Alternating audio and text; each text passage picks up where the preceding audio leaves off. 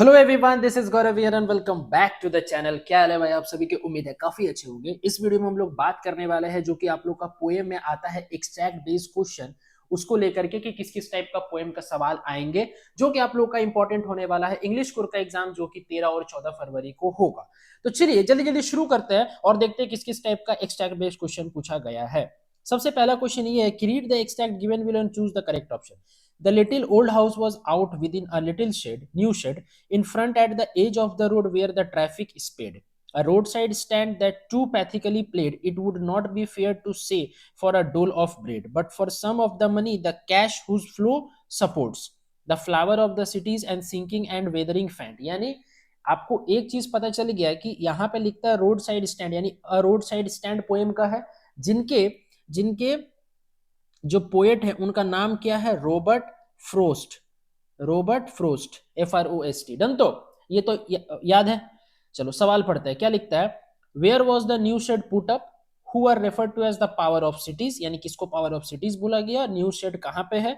और what does the word exact means? Weathering means कि weathering का मतलब क्या है एक्सट्रैक्ट में। और identify the figure of speech used in the lines polished traffic. ठीक। तो सबसे पहले न्यू शेड क्या है? देखो, the new shed was put up in the front of the house, यानी घर के एकदम पहले लगा हुआ है। उसके बाद इसमें क्या दूसरा सवाल, who are referred to as the power of the cities. Power of the cities का मतलब होता है क्या? Elite class. उसके बाद वेदरिंग का मतलब क्या था? वेदरिंग का मतलब था डीके। वेदरिंग का मतलब था डीके। और identify the figure of speech, transferred epithet. क्या था? Transferred epithet. डन। तो चलो आगे। दूसरा सवाल क्या कहता है? A road side stand that too pathetically plead, it would not be fair to say for a whole dole of bread, but for some of the money the cash whose flow supports the flower of the cities from sinking and weathering faint. ठीक है, यानी कि एकदम same line है यहाँ पर भी, यही वाला उठा करके दिया, लेकिन सवाल दूसरा होगा। Why it is unfair to say that these peoples are begging for a dole of bread, है ना? क्यों ऐसा कहना गलत हो सकता है कि जो लोग हैं वो भीख मांग रहे हैं अपना ब्रेड के लिए, यानी रोटी के लिए? ऐसा क्यों कहना गलत हो सकता है? देखो इसमें क्या लिखता है, it is because they have something to cell.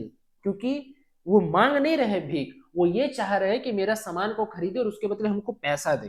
कि कहना गलत है कि बेग कर रहे हैं, भीख मांग रहे हैं, कहना गलत है ना हो। हाँ। दूसरा सवाल, what does pathetically played in the extract, कि पैथेटिकली जो प्लेड है उसका मतलब क्या है? It implies the played to the rich city dwellers to buy something.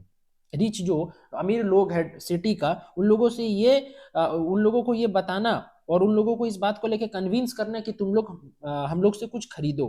तीसरा, what does the poor people look at the city money for? They look survival and betterment. वो लोग बेटरमेंट के लिए क्या करते हैं? पैसा कमाना चाहते हैं। ठीक है। उसके बाद identify the figure of speech used in the last line, the flower of cities from sinking and weathering faint. तो ये वाला जो स्पीच है, आइडेंटिफाई द स्पीच तो बोला है, तो आंसर क्या हो जाएगा? मेटाफर। ठीक है। डन। तो चलो आगे बढ़ते हैं। इसमें देखो आंट जेनिफर स्टाइगर वाला है सवाल, कि आंट जेनिफर स्टाइगर prance across a screen, bright topaz denizen of a world of green. They do not fear the men beneath the tree, they pace in seek silveric certainty. लिखता है how are aunt Jennifer's स्टाइगर described, कैसे करके बताया गया aunt Jennifer's के बारे में? तो पढ़िए जरा सा। क्या लिखता है कि आंट जेनिफर स्टाइगर have been described as golden yellow in colour, topaz denizen लिखा था। They are bold and fearless as they prance across the screen with confidence. Done. तो दूसरा सवाल, why they are described as denizens of a world of green? क्यों उन लोगों को denizens of world of green कहा गया है? क्योंकि देखो यहाँ पे क्या लिखता है, they have been described as denizens of world of green because they live in a dense green forest, क्योंकि वो लोग बहुत ही घना और हरा जंगल में रहते हैं। सवाल नंबर 3 क्या कहता है, why are they not afraid of main?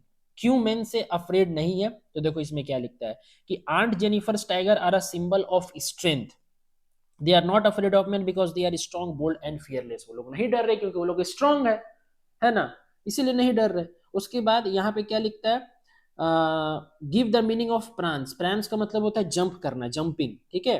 देखो prance means to move about और जंप। डन। तो चलो आगे बढ़ते हैं। सवाल क्या कहता है, read the extract given below and answer the following that follow. Aunt Jennifer's fingers fluttering through her wool, जब वो क्या बोलते हैं उसको, बिनती है स्वेटर, सॉरी, जब वो बिनती है किसको? टाइगर्स को। Find even the ivory needle hard to pull, उन लोग उसको ऐसा लगता है कि जो निडल है जो सुई है उनको पुल करना ज्यादा मुश्किल है। The massive weight of uncle's wedding band sits heavily upon aunt Jennifer's hand. बोलता है कि जो अंकल है यानी जो आंट जेनिफर्स की जो वेडिंग बैंड है जो पहनाया गया उनका चूड़ा है वो ज्यादा हेवी हो रहा है, इसीलिए वो क्या कर रही है, निडल उनको दिक्कत हो रहा है पुल करने में। What is aunt Jennifer's mood, why are his finger fluttering. Mood क्या था और फ्लटरिंग क्यों हो रहा था, देखो मूड क्या था। Aunt Jennifer's mood is anxious and fearful, डरावना था। She is feeling terrorised by her marital responsibilities. उनको ये पता चल रहा था कि शादी के बाद क्या क्या रिस्पॉन्सिबिलिटीज आ जाता है एक महिला के ऊपर, उससे वो पीड़ित थी। ठीक है, और उनका फिंगर फ्लटरिंग क्यों कर रहा था, her fingers are fluttering and she finds the ivory needle hard to pull as she is nervous because of her husband. उसके हस्बैंड की वजह से वो नर्वस महसूस कर रही थी, यानी थोड़ा सा डरी हुई थी, सहमी हुई सी थी। What is uncle's wedding band, uncle's wedding band से क्या तात्पर्य है, व्हाई इट इज हेवी। और चौथा नंबर सवाल है कि अंकल्स का जो वेडिंग बैंड है वो हेवी क्यों था। तो सबसे पहले देखते हैं अंकल्स वेडिंग बैंड क्या था। देखो, uncle's wedding band is the wedding ring that aunt Jennifer's wear. वो क्या था, रिंग था, एक जो एंगेजमेंट के टाइम नहीं पहनाया जाता है वही रिंग था। चौथा है कि वो हेवी क्यों था। सर वो हेवी क्यों था, देखो it is heavy because it metamorphically represent restriction and challenges in Aunt Jennifer's married life। वो जो अंगूठी था वो इसीलिए भारी था क्योंकि वो एक्चुअल में भारी नहीं था, वो पहनाने से उसका जो ऊपर जिम्मेदारी आ गया था आंट जेनिफर्स के ऊपर, उसको वो दर्शाना चाह रहा था। Due to her husband's domination over her, क्योंकि हर बार उनका हस्बैंड क्या करता था कि उनको जबरदस्ती कोई काम करने के लिए बोलता था। डन तो हाँ, उसके बाद देखो क्या है, read the extract given below and answer the following questions। देखो, a flowery band to bind us to the earth spite of despondence on the human dearth of noble nature of the gloomy days of all the unhealthy and over darkened ways made for our searching। ठीक है, देखो यहाँ पे क्या लिखता है, name the poem and poet. देखो poem का नाम तो हो जाएगा थिंग ऑफ ब्यूटी और पोएट का नाम हो जाएगा जॉन कीट्स। जैसे कि यहाँ पे देखो, the poem is a thing of beauty and the poet is John Keats. ठीक है, दूसरा, why we are despondent. Despondent क्यों है सर, डिस्पॉन्डेंट क्यों है, देखो ध्यान से सुनना।